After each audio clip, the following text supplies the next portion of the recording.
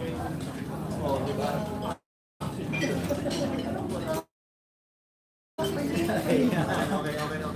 Nakikita ko na yung mga aking Mga kambats.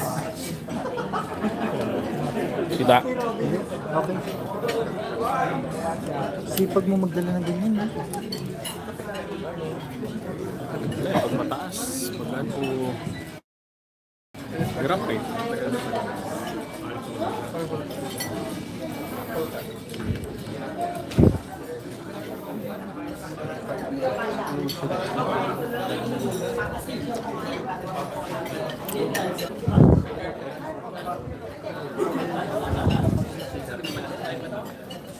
Nakakasin ng diba? Nakakasin din ang namin.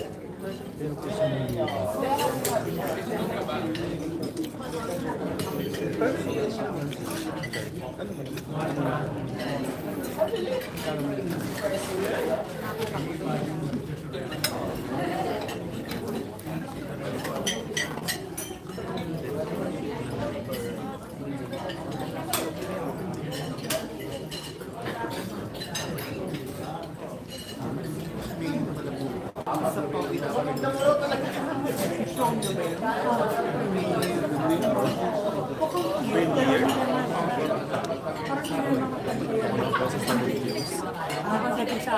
Mula pwesto. Gusto ko nagagalaw. Based on trailer. kalaban nila man. Ay, wala na. Ay. Ikaw. Pero once mo na naman. Pwesto mo na yan doon. Oo, sa tiyado sa silo. Ito mo na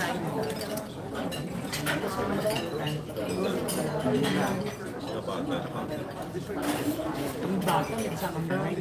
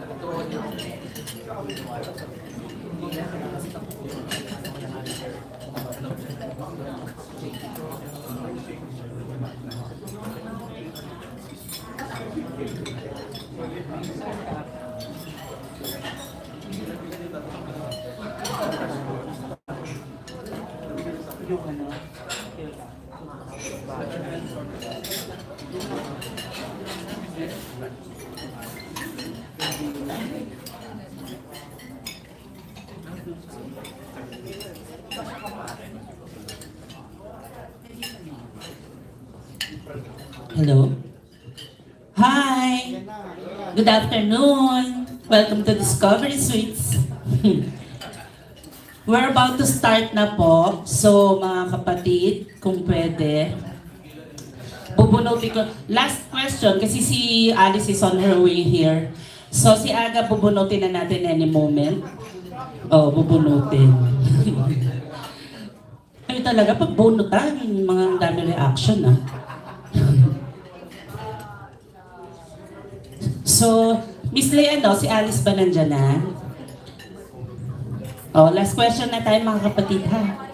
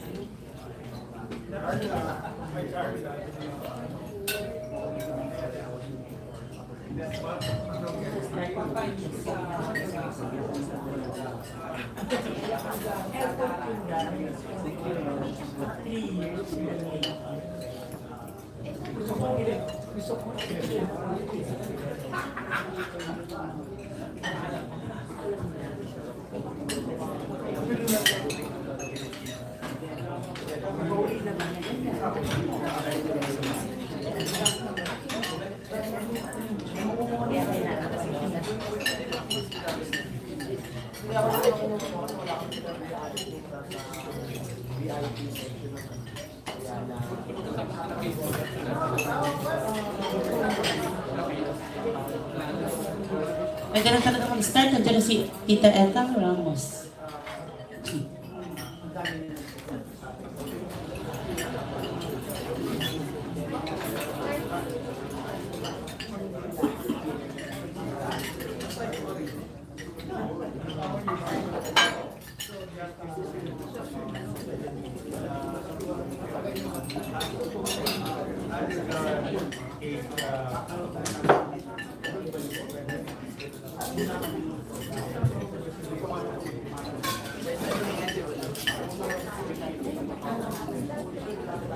Tita Etang, dito ka na.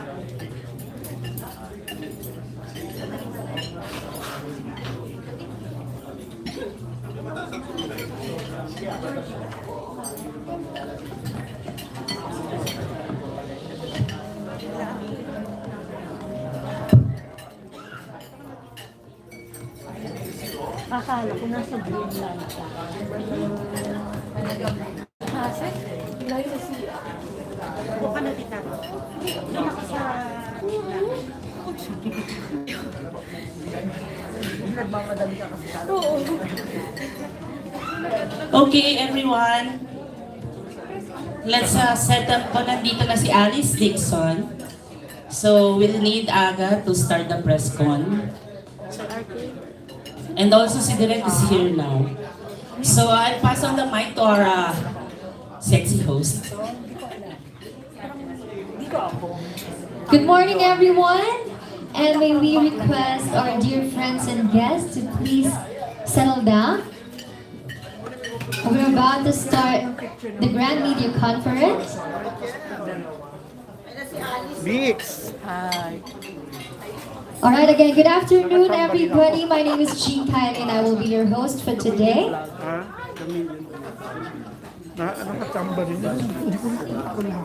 But before we start our program, we would like to acknowledge the presence of our friends from the movie and entertainment press in print, TV, and online media. I would like to give a special thanks to Discovery Suites for providing us our MediaCon venue for today. James tawag.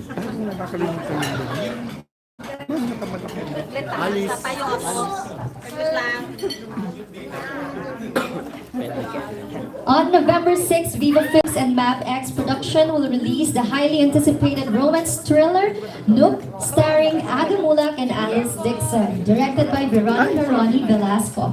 The movie takes place in one of the least inhabited areas of the world, which is Greenland. Set in an icy cold weather, two individuals meet only to unfold a mystery. To your right. However, we request our dear friends and guests to move a little bit on the side. Please give way on the middle for the cameras. Gitna, dito, Alice. Morning, dito, sa gitna. I-share mo na lang ako. Hirap mo. Agawan ko.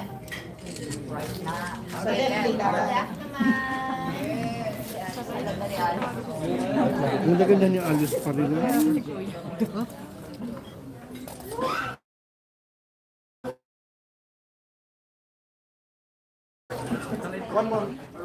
Morning. So, malaki din yun. Malaki din yun. Oo. Okay, 1, 2, 3. Po. Kahit ano lang. 2 minutes or something lang. Alright, again, we'd like to welcome our dear director Veronica Ronnie Velasco. How about a hand, everybody? And the stars of the movie NUUK, Miss Alice Dixson and Mr. Aga Muhlach. And right at this moment, we're about to start the Q&A. So if you have any question, please raise your hand and we'll give you the microphone.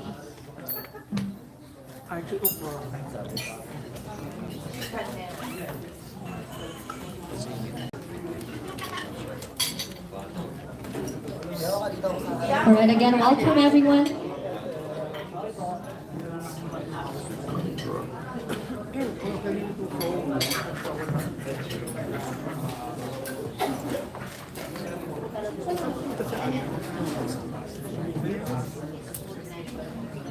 again. We'll start the Q&A session. And again, please raise your hand if you have any questions.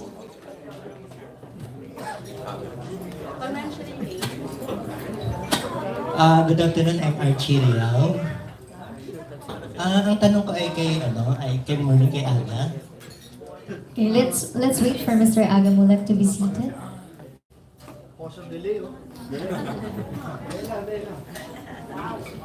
Guys, can you sit down and move back so people at the back can see? Request lang, clear the area. Aga, it's been quite a while. Sorry. It's been quite a while nung napanood ko yung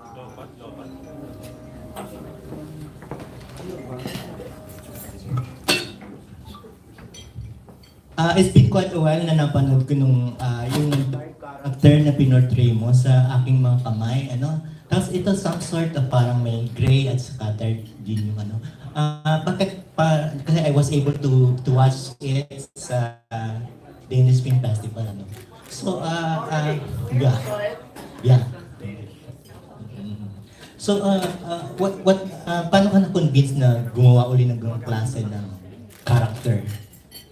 Well,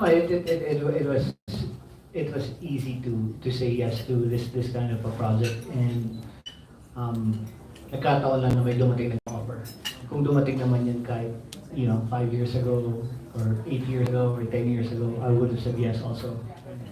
It's just that the time when I was a lot younger, it was all love stories, and then of course it graduated from doing rom-coms to serious love, drama, and like that. And until I stopped, as people know that, in my last press cons, yung mga nakarang pelikula ko, I was gone for like 6 years, and nung babalik ako, I was thinking of what film to do. And sinasabi ko na, if gagawa na naman ako ng parang isang love story for a comeback, parang it's been done many times already, no? Plus, you want to give naman that mga bagong mga artista na gumagawa ng ganung pelikula. And fortunately, ito yung unang offer na dumating sa akin, even before 7 Sundays, ito munang look na to. And so it was easy for me to say yes. Dahil maganda naman talaga yung pelikula. Ang question ko para kay Veronica Velasco. I was able to watch yung mga previous movie like Last Supper and all that. Tapos yung True Night and Day. Tapos ito, departure ito para sa mga ginagawa mo na isulat mo na. Dito pa sa movie na ito, why the title NUUK? Gusto ba yung i-highlight yung NUUK or as tourist destination or what? Well, yung NUUK naman kasi, mahirap talaga siyang puntahan. Even for us, yung mga konti pa lang nagsushoot doon kasi yung logistics na mag-shoot ka sa Greenland, sobrang mahal at saka sobrang hirap. Even physically, shooting in negative 17 degrees, hindi siya, parusa siya. Hindi ka pwedeng magtagal ng mga 10 hours or 12 hours na parang ginagawa natin dito. Kailangan mo talagang huminto, papasok kayo sa loob kasi baka mamatay kayo sa lamig. So, doon yung iniisip namin ng shoot namin, pag nagkamali ka, pwede kang mamatay. So parang it's good to highlight NUUK.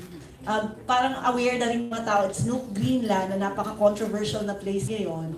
So, it's good na yun ang title. Dun sa movie parang may prologue regarding sa NUUK na highest incident ng suicide. Highest suicide rate in the Yeah, world. suicide rate in the world. Doble ng Japan. Medyo parang contradictory ba ito sa tawag dito kasi pinakikita yung NUUK at the same time o yung anong gustong iparating nung pelikula when it comes to kasi pinipatin nito yung incidents nga ng ng suicide dun sa NUUK at the same time as a tourist destination. Yung hindi naman namin siya hina-highlight as a tourist destination. Mhm. Pero if you see, as you've seen the film, maganda talaga ang Greenland. Kahit na pagbaba mo pa lang ng eroplano or hindi ka pa bumababa ng eroplano, sa bintana pa lang, maganda na talaga siya. Yung pag-highlight sa suicide, right now, mental health is a focus of a lot of films, hindi lang ang NUUK.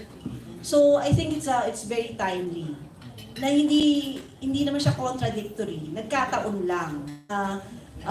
Ang Greenland has the highest suicide rate and we wanted to show there to show yung beauty ng lugar at saka how a remote place can affect yung mga OFWs natin doon. We have the largest number of foreigners sa Greenland are Filipinos.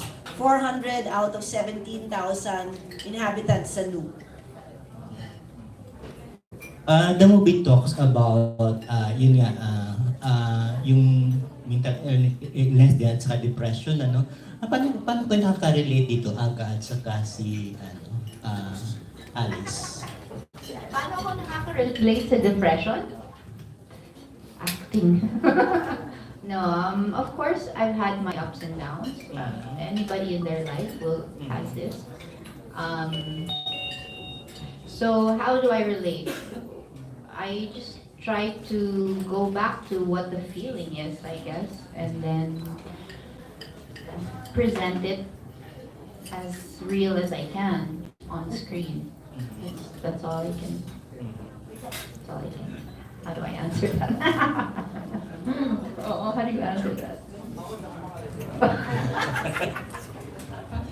Yeah, I know because Drinking, kasi diba? Drinking, right? yeah, because like kung di ako nagkakamali, kay na was asked that question and I we want to be very careful with it because maraming pamilya may pinagdadaanan sa ganito. But again, the movie is not about that, you know. We're not trying to promote it, we're not trying to, you know, but it's just that nagkataon na yung lugar na pinag-shootingan namin is known for that, you know. But not to put the country down, but it's just that yun na nangyayari doon. Pero katulad ng sinabi nito, if you look at the place, pag pumunta ka ron, bilang bisita, maganda siya. Maganda siya. But really, there's nothing to do. There's really nothing to do in Greenland, but just to... Kumbaga, pag naka 5 days, 6 days ka na rin, parang okay ka na. Oh, you can see the northern lights. Yeah, well, yeah. Pwede mo, you can see Well, sa madami lugar, icebergs. makikita mo yan, but yeah. Oh, you can. Those are some of the things that it's known for. It's just fishing country, diba? But in terms of depression na sinasabi mo, kung how can we relate, hindi mo alam. Like some people also don't know when they're going through depression. Like some people are denial, meaning they just don't know also sometimes. Minsan they have na sa inom, sa drugs, kung ano ba, di ba? Until, you know, it becomes like A cycle. Yes, a cycle, di ba? Ikot-ikot ka na lang doon, and then until God willing, makalabas ka. Congratulations nga pa Alice kasi ang galing mo doon, especially sa mga scenes mo na nag-breakdown ka. Thank you. Thank you. Panoorin. I haven't seen the whole movie buo. Have you? We haven't seen it. Again, I haven't seen it buo. Hi, Miss, nakusap namin si Miss Alice kanina, medyo cute yung kwento niya. Aga, Aga, ikaw ba, kasi sabi niya siya, na-miss niya yung opportunity to see the Aurora Borealis. Ikaw ba, anong kwento mo? Siya kasi nakatulog siya nung time na umappear. Ikaw, you were able to see it. Lakwat siya kasi doon. Kapag nag-shooting kami pag walang gagawin, hindi siya nasa kwarto, nasa labas siya. Lumalabas siya, pupuntahan niya lahat yan. Ako hindi. Ako pagka walang ginagawa na sa gym ako doon, green na nag-workout ako. After mag-gym, balik sa kwarto. And then we're just shooting the whole day. We're filming. So, parang hindi naman ako, nang makita yung mga yan. Parang okay na yan. I was there to film. I was excited for the movie. And so I was so focused on working and doing the film. Okay, so wala ka rin chance to see it. But I saw it. Nakita mo? Yeah, makikita mo. Bilang ganun-ganun lang. Kaya parang... Ganun lang. Siguro when you're 50 years old, parang mas madami na ako nakita sa buhay. Parang okay na yan. Pero nakita mo na ba before ang Aurora, Yes, no? yes. Okay. Where? Hindi ko alam. Basta nakita ko na siya. Okay. That's really yan, when we were there. May gabi na... But it's not the perfect one na... Yeah. Maganda talaga, hindi ganun. But then, you know, parang It's no big deal to you. Hindi kasi yung... Honestly, I'm too, sa pelikula na ginagawa mo yung pelikula para makita ko pa yun. Hindi, si Alice kasi yung kwento niya, nung pagod na pagod siya when she arrived. Yung dati na lang 2 in the morning yun, di ba? Oo, pero pero fail. Hindi niya nakita. Yan ang nasabi ko, kaya natulog na lang ako. Ako di ako lumabas ng hotel. Yes, direct. Yung Aurora kasi, it's best seen kung walang ilaw, walang light. So we were in the city. Kapag may street lights, nagdidim yung Aurora. So you have to go out. You have to go dun sa may bandang cementerio, bandang airport, yung madilim na madilim, tas malamig na malamig. Sabi ng mga taga Greenland, kung gusto makita yung Aurora, kailangan mong mag-suffer for it. Kasi kahit na para i-click lang yung camera, tanggalin yung gloves, click, sobrang sakit ha. Mahirap siyang, kailangan mo siyang dayuhin at kailangan handa ka. Malamig siya. Ako mahilig ako sa lamig, malakas ako sa lamig, pero dito medyo tiklop ako rito. So, we feel especially for the crew because pag-change yung setup namin, bawat shot, kami sasakay sa kotse may heater, yung crew is setting up, andun sa cold talaga sila. So, mahirap. Oo. Masakit siya. Oo, nag-suffer naman talaga si Miss Alice, nag-effort siya. Miss Alice, pakikwento mo ngayon, di ba, you went out talaga somewhere para makita. And then what happened? Nag-research ka pa! We didn't see it. And then we went home crying. We went home cold and, sad. We were gonna go back to the Philippines. We'd never seen it before. I've never seen it before. And so, ayun, as we were heading back to the hotel, I looked up in the sky and I just saw a glimmer. And then I said, "What's that?" And we stopped the car. I was driving. Ren said, "Oo nga!" So we saw a little tail of it. And then, syempre, it's too faint to take a picture, but we shared that experience. Na it was something, maybe we can see it sa Canada, sa Alaska, or somewhere else. But, for me to see it in Greenland was special for me. Oo, parang extra. Aga, totoo ba yung sabi ni Miss Alice, the last time you worked together, Miguelito ba? You were mga bagets pa? Tama ba? Not dito. Joey Boy Monte. Joey Boy Monte, ayun. Yeah, Joey Boy Monte and then we want them. But, iiwan pa lang ng mga rebel days ko yun without a cause, Yung mga panahon na in the 80s, medyo dami akong issues sa buhay na. Yung mga pelikula namin, kaya magulo. Oo. So, kamusta ngayon? Working together after how many years? Nice. Yeah, natin mo. Ganyan. Masaya. Walang issues sa buhay. We're just there to work, and we did. We work. But we had fun Yeah. while we were working. No, when I say work, that's fun. I mean, di ba? Hindi mo lang matatrabaho kung di ako mag-enjoy na. Oo. So I enjoy doing film. So when I say we work well. Sa akin, no? And that was fun. Oo, nagawa namin yung pelikula sa isang buwan. Nakalakit kami ron. Every day we were filming. And of course, madami behind the scenes sa amin. Masaya, kultuhan, gano'n.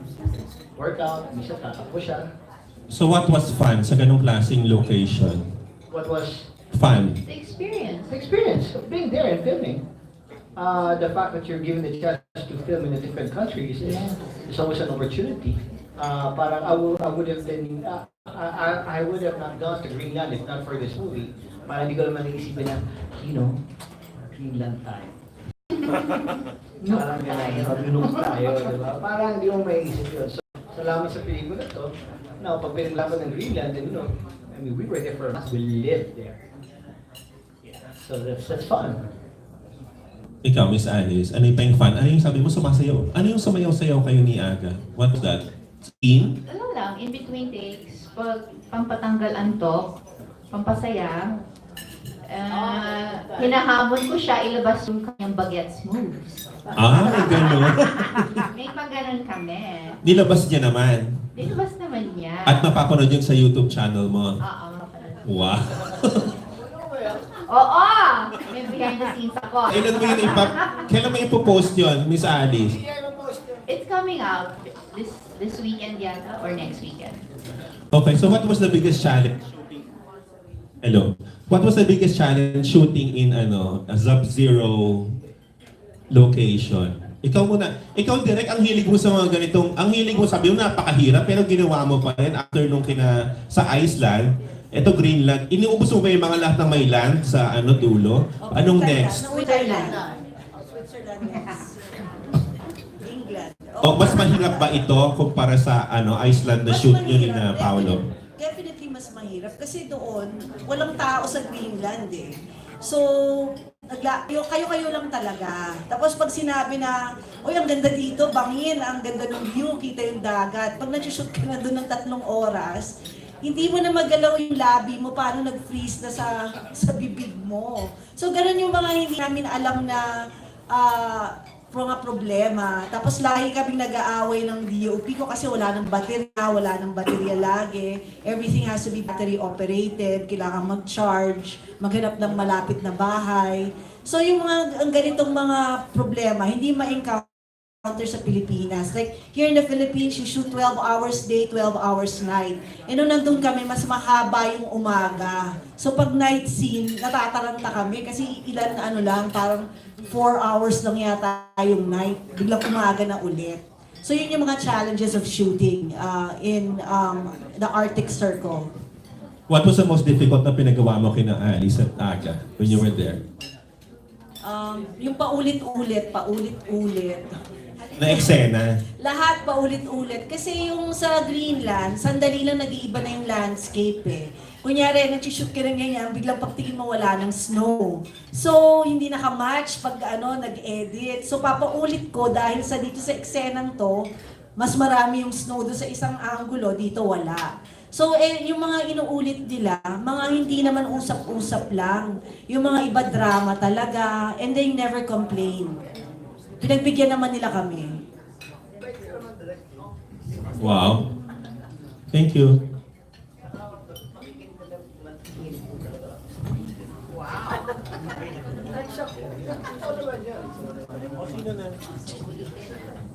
Ian, asan na si Ian?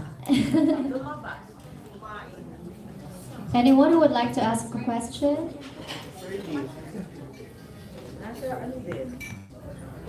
Guys, magtanong na kayo guys. Okay, please raise your hand so we can give you the microphone.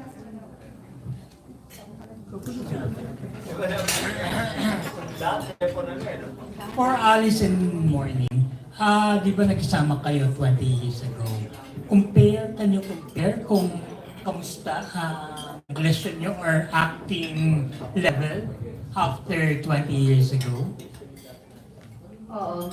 Sandali lang kami nagkasama. But we just enjoy Boy Mundia, right? And then, I remember that kasi as the working title was Batang Ama. That's why I keep on saying Batang Ama. Pero sorry my mistake. It's Joey Boy Mundia. And then, after that, yung Sinungaling Mong Puso, hindi naman ikaw ang kapartner ko doon, di ba? And then what else pa ba? Hot Summer. For sure, Regal yun. Regal yun, of course. That was the movie that was shown like after yung lindol ng back, yung super lakas ng lindol. I remember that movie. But anyway, so yeah, that was one of our teenage growing up movies, and then they were trying to make me parang sexy at the time. What's the difference? Well, Aga has always been a great actor, so humahabol ako. Trying to meet everybody's expectations. Yon, ewan ko. Ikaw naman. Ngayon, siyempre parang iba ito.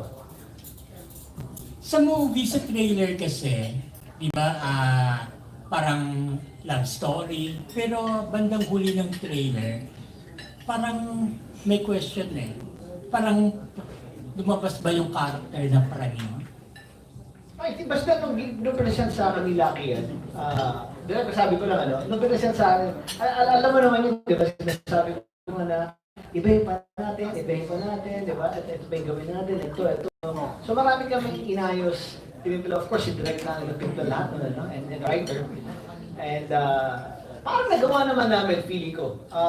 Nung ginawa namin yung pelikula, maganda yung takbo niya, maganda yung flow. It was easy because we worked hard before we even shot the film.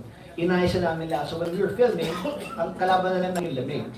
But in terms of pelikula, yung story namin, tumatak ko na siya yung diretso. So kung ano man yung story yun, tignan natin kung mag-work. Kaya kasi sinasabi sa akin, okay, you promote the film, you promote the film.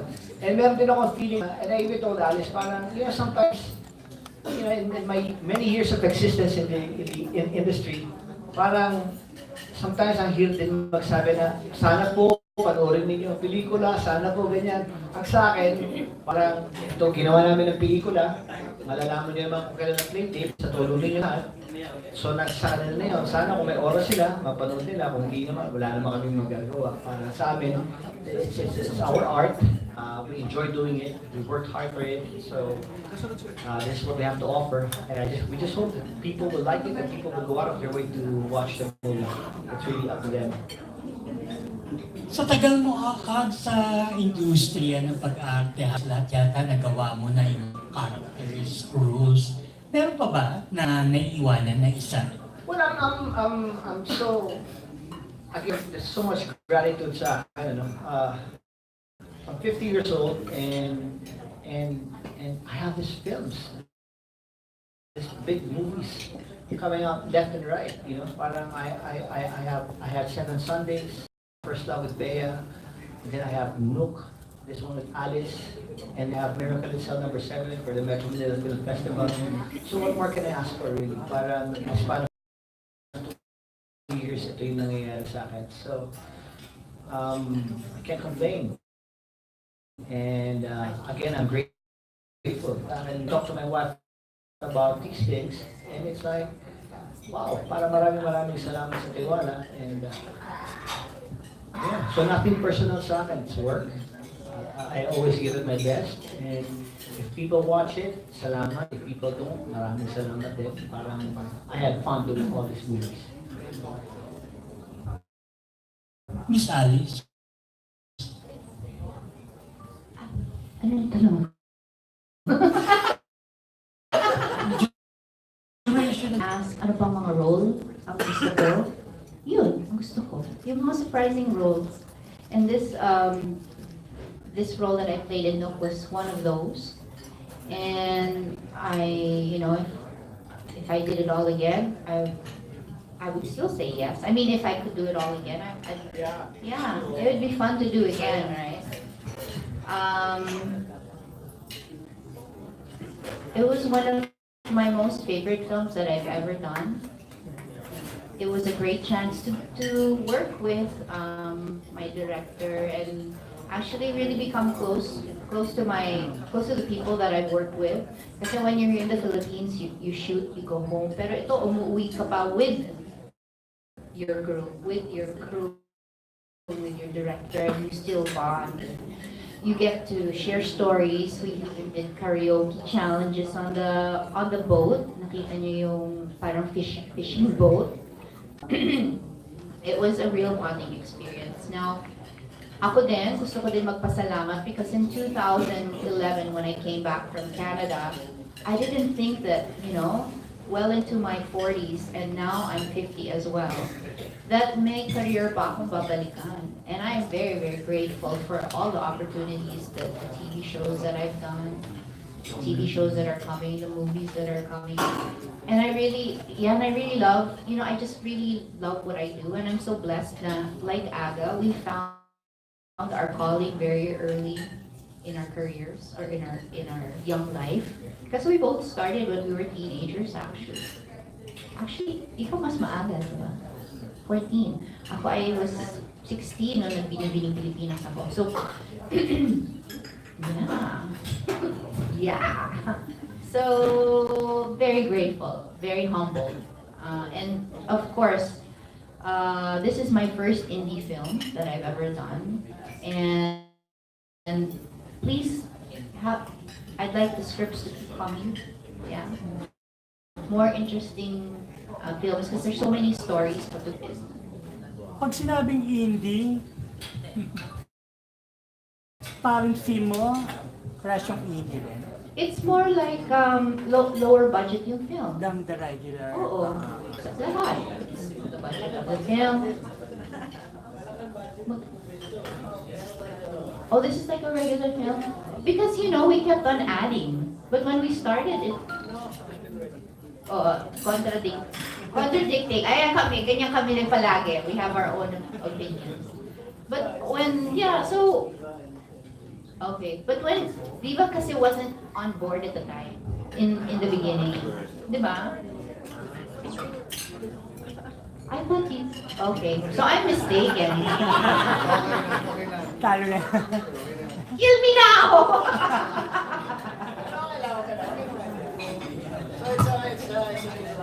Yeah, because what happened was, it was Lucky, Matt X First Productions that approached me. It wasn't Viva. Mukha lang kasi hindi sila. Oo. Minsan. Mukhang hindi kasi yung isang producer na. Okay ka natin? Thank you. Si Tito Marleda, set aside na natin yung mga naman yun eh. Let's move forward. How do you feel at age 50? Both of you. Magkasunod kayo ng birthdays, no? If I'm not mistaken. Yeah, I'm first, and then Okay. Aga is second. July 28? 28. And Aga August. is August. Okay.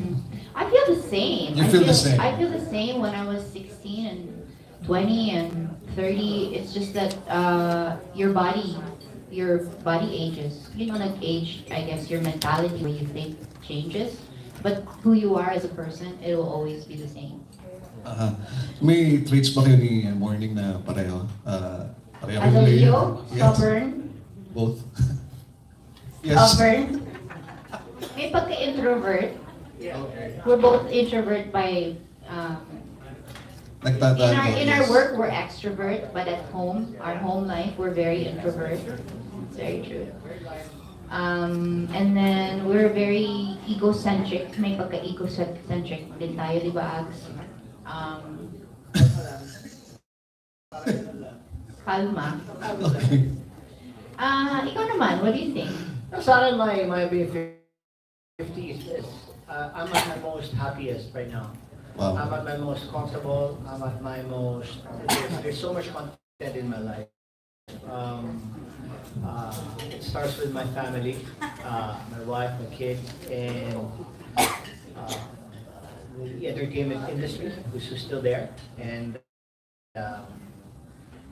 my passion is still there. Tapos, parang napagdaanan ko na lahat. Oh. Na meron ganun feeling, so I can sit back and just watch and observe people go through it and help. Other actors, stars, up and coming, the big ones now, the ganyan, pagka nakita mo may problema, nagkaka-issue sa buhay, minsan nilalapitan pa sila. At top of their shoulder, minsan, gano'n lang ang kailangan ng tao may pinagdadaanan, na parang, okay lang yan, kaya mo yan, di ba? Gano'n lang, dadaanan mo lang lahat yan. Don't take it seriously, parang steady lang. Yeah. At age 50, dami pang pwedeng gawin Alice Morning na. So much more. Sinabi So niya, much yung more. katawan lang na nag-iiba talaga. Nieta. Talaga lahat ng workout, talaga gagawin mo, akala na, di ba? Tapos pagkain mo isang kain lang, parang 20 pounds na yung kinain mo. Anyway, never surrender. Laban lang. Okay. Kay Direk, how did you find their chemistry together? Actually, I was quite surprised. At bakit sila pala napili niyo? When I was given the project, they were already on board. So parang medyo nakakatakot to direct, si Aga, Muhlach, and Alice. But surprisingly, nung nandun kami sa Greenland, hindi ko alam kung ano nagagawa ng shooting in a remote place. Pero I was surprised that magkakasundo kaming lahat. Parang walang away, walang... Kasi ang hirap na nung lugar eh. Hindi ka na pwedeng mag-arte doon eh.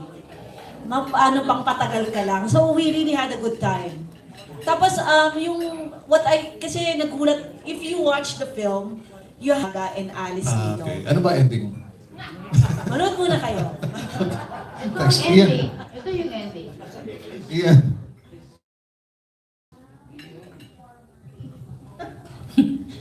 Sorry, may announcement lang po. Yung mga kapatid natin gusto nyo pang magtanong na kayo kay Aga tsaka kay As tsaka kay Direk kasi they have to leave for another room. For another room lang. Kasi may interview daw with the Vismin friends from the press. Yeah. Tama? Tuwa naman ako ikaw. Ano pala nagagatin kayo? Tita Ed. Ano pala? Magpunta ka na ron. Sige. Minamana yan eh. Di ba? Nakakatawa naman. Makatakot ka, Tita Ed, si Aga oh. Sino pa po ang gustong magtanong? Last 3 questions before we say bye-bye to Aga and Alice. Hindi na dati parati may huling tanong. Dapat Diba? ikaw may huling tanong ka naman. Arting siya. Parting siya. Sa Mercy ba yun? Ayun, hi, good afternoon Aga and Alice. Dito po. Tanong ko lang kasi, given na sobrang lamig ng Greenland, meron ba kayong mga lines or eksena na hindi nyo, pailan beses yung take dahil either nanginginig kayo sa lamig, nautal kayo dahil yun nga, hindi nyo makontrol yung temperature doon. At saka nagkaroon rin ba na let's say, dahil nga, dito bala na bala, meron din ba eksena kahit pa paano medyo nagpakita kayo, nagkupapano dahil... May isa lang ako sabihin. Dito sa Greenland, sa totoo lang, ang ginawa ko ng peligro kung ganda-ganda ng tawag ko. Kaya nakakalungkot lang dahil kung kailan gumanda katawan ko, naka-jacket na ako parati ko sa pelikula. Talagang, paano, talagang ganon. Tapos, mahirap na siguro doon isa is yung, kasi hindi namin kaya mo na. Pag nasa loob ng bahay ng eksena, kaya namin na medyo sweater ka lang, gano'n ka. But when you're out and you're filming, you really have to cover up. You cannot, kasi minsan, kasi kung isang tunay na buhay, papatakot ka na, mata mo lang ang makikita eh. But we have to just wear bonnets and not just show our face. Yung jacket namin is medyo steady lang. Ano. But, yeah.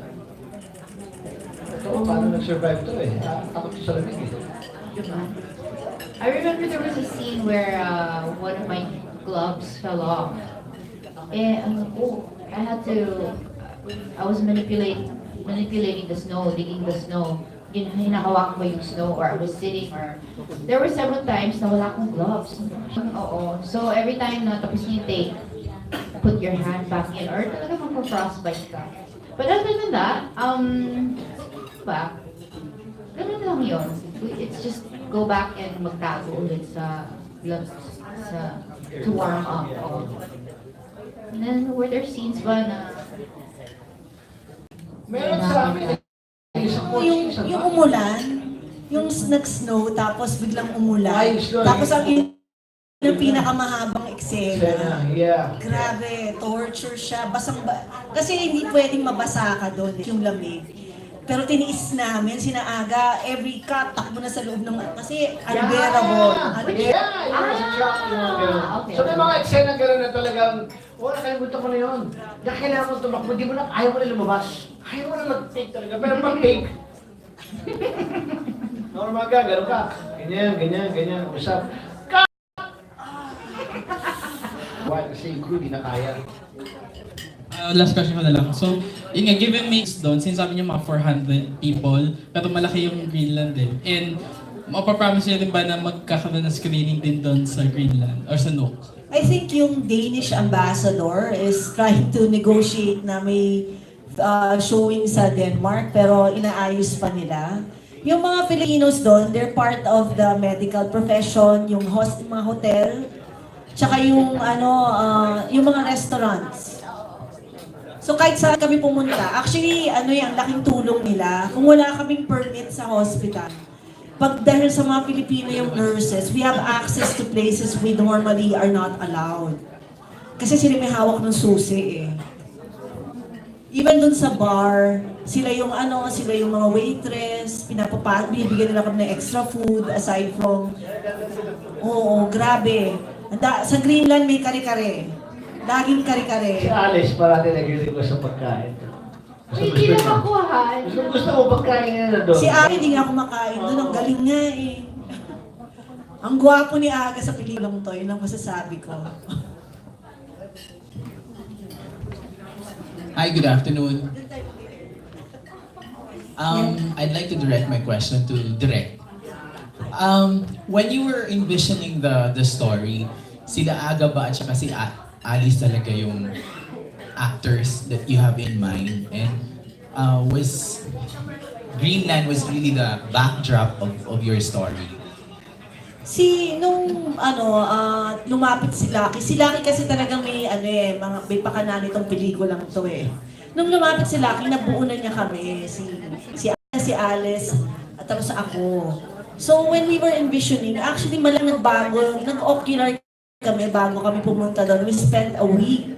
Ang laking nag-iba doon sa kwento. Like sinabi ni Aga, inayos na namin. Kasi may mga things na internet research is not enough. Nung nakausap namin yung mga tao doon, doon namin na mas natama lahat yung mga, kasi may pagka-mystery siya eh.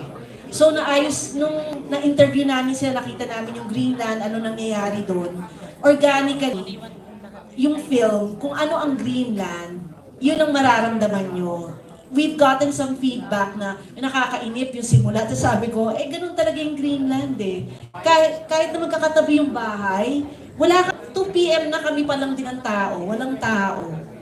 So when you adjusted the story, parang nagiging found story siya? Yeah, kunyari, deals like, doon pala, pag umuwi kang lasing, tapos nakatulog ka sa labas ng bahay, patay ka na.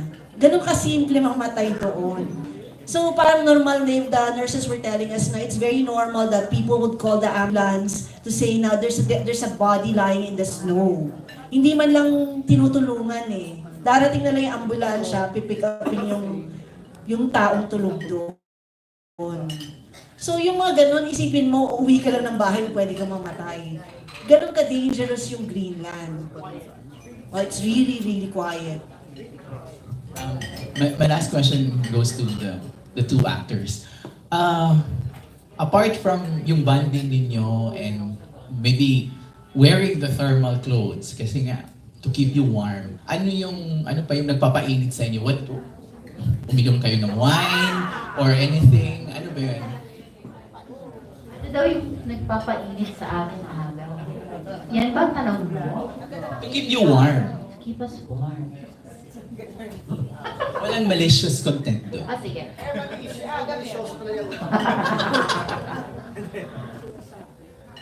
I think for me, I was very passionate about doing my best, giving my best for this.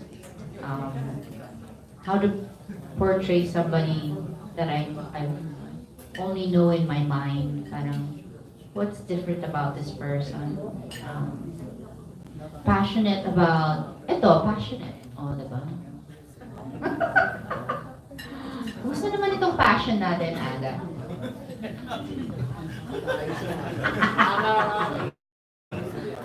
Ayan, nakakainit daw. You love Yeah. Red. Yung sinabi niya na, it was just all about the work, really. It was just about the work. Parang lahat ng lamig, lahat ng ganyan, lahat ng comfort, lahat na gano'n, whether there is or there's none, it's about the movie. So like, masyado kami nakakambyo doon sa pelikula. Naka-fifth gear kami. The passion to make the movie reach well. Even in between, I remember even in between, if I may, Aga, where you would also let me listen to the music. May mga music selections tayo noon, like, ano ba yung magandang music for the opening of the scene? It was all artistic. Yung parang, ganun ang level namin, like, what we were already thinking, Aga was already thinking, okay, ano yung magandang music for this scene? Listen to this, Alice, tingnan mo to, tingnan mo to. Ganda, and you could see the creativity, the artistic contribution, and also Aga also had some suggestions for direct. Okay, why don't we create this kind of twist? Because it was an evolving script. Kaya yung ending, hindi pa namin alam kasi hindi pa namin nakapanood yung movie.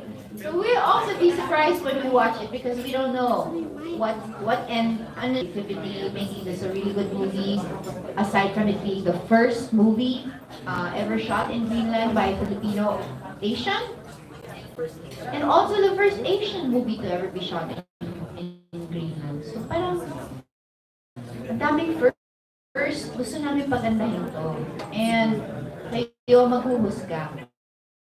I hope you enjoy it. I hope you enjoy our film. Direk, how long did it take you to finish the film? 21 days sa Greenland, tapos 2 days dito sa Philippines. So, 23 days.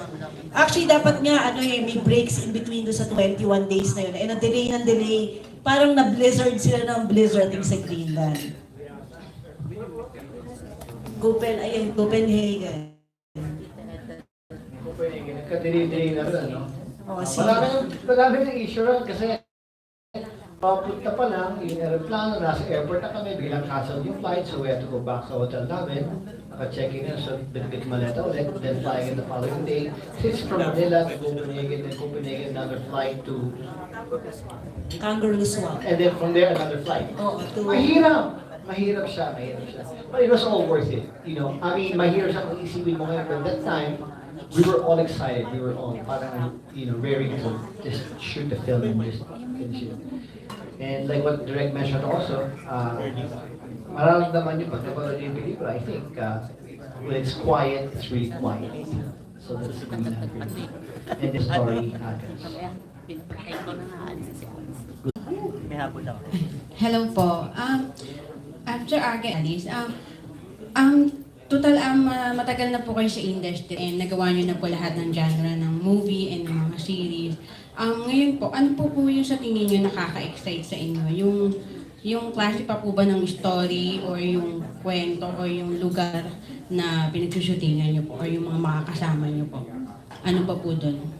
Well, I'm hoping that ngayon nakapag-shoot na tayo abroad, we can see the possibilities na gawa pa ng more films abroad. Kasi kailangan natin ng different ways to tell the story. Hindi puro storytelling ng kwento lang. Kailangan pakita natin. So what better way than to bring our production or yung kwento sa mga ibang bansa. So I'm looking forward to those kinds of opportunities din. Yun nagpapa-excite sa akin. Kasi when you're in a different country, nobody knows you. You're free to be more creative, I think, no? You're free to parang experience a different kind of way of doing things. Kaya, Aga, what do you think? Yeah. No, kasi like, para sa akin, unang-una, hindi ako tatanggap ng role na hindi ko kaya. Parang minsan hindi naman tayo ayoko maging mayabang na I need this challenge, I need this, I need that. Pag hindi ko kaya, or pag alam ko hindi bagay sa akin, kahit maganda yung role, hindi ko gagawin. Pangalawa, ay yung sinasabi nila sa mga lokasyon na yan, kasi parang mentas minsan, pinipilit natin maging cosmopolitan sa atin, parang very, tayo. But there's so much to explore kahit sa Pilipinas. Para ibang flavor din, di ba? Maraming gumagawa sa lahat ng mga probinsya natin, sa mga dapat makita natin yung kultura din natin. Bukod sa sinasabi niya sa ibang the location of maganda, flat, parang is nothing. So all nice shots, nice like this, nice angle, nice like that. At yung story naman, it drags. Tapos wala, nag-ending na parang wala. So, more than anything, I think it's storya. Kasi gumagaling ang artista pag maganda ang storya. Kasi kahit anong storya, pangit lang kasi yung gawa ng artista. Yeah, so nasa storya talaga, wala sa arte. Para sa akin. Para. Yan na, okay. Para kay Aga at kay Alice. Sabi niyo nga, pareho na kayong 50 years old, di ba? Eh, matatapos ng millennial generation sa 2020. Di ba na yon? So, do you believe that life begins at life and new romance begins other side, New romance on the side begins at 50? On the side? Yes. Patay tayo dyan. Ha? On the side. Ano? On the side. Meron on the side. Sorry, hindi ko naiintindihan yung tanong. What's referring to romance? Life begins at 50. Right. Diba? On the With, side. on the side, new romance, with new romance. Oh, Pwede ba? Mangyari yun? para sa akin. Sure. Oo, nangyari yun sa akin. Oh, sige. Okay. Para sa akin. Kasi, syempre, lagi niyo ako iniipit dyan. Sa akin, why not? Coconut. Okay. Ikaw, at yung nagpapakatotoo si Ikaw, Aga. Totoo rin naman ako. Oh, ikaw din oh. Masaya na ako sa katayuan ko ngayon. Ayan. Pero yung mga on the side, hindi mawala yung pagtingin ko sa iba. Lalaki ako, pag nakakita ako ng magandang tao, Isa na lang. nagagandahan talaga ako. Hindi ko naman inaalis yung kahit sa asawa ko, alam niya kahit sa mga anak ko, kahit sa mga kaibigan ko. Pag maganda, maganda. Okay. Ito lang tayo, tingin-tingin. Oh. Why no? Meron ba kayong, dito, lunukan scene? Classic. Kaya ba, welcome! Sample. Sample mo nga.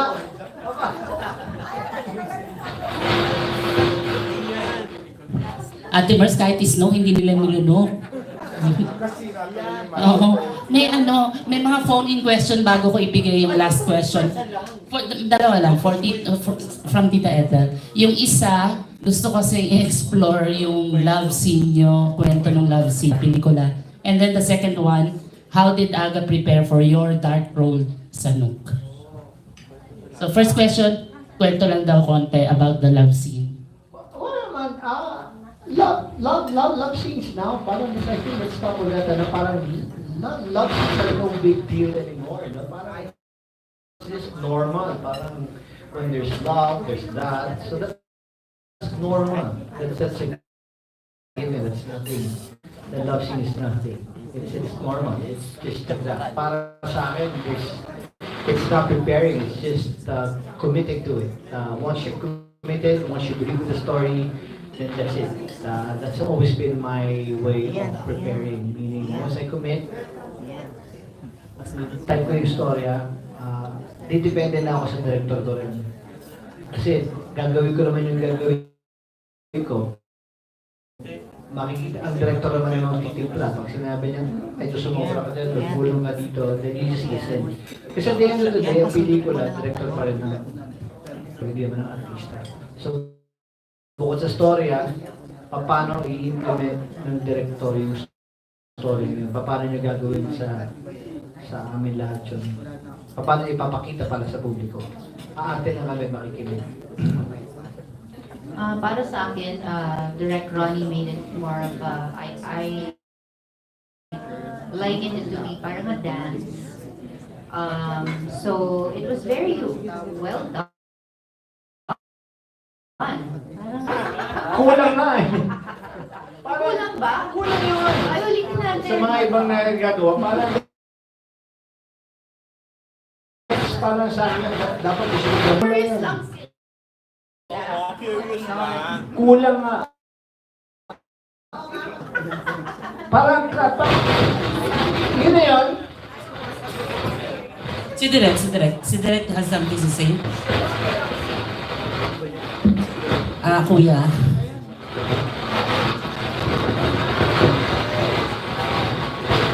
Okay, thank you. Ayaw sa love scene. So on that note, si Tita Ethel na lang will give us the last question, Tita. Oh.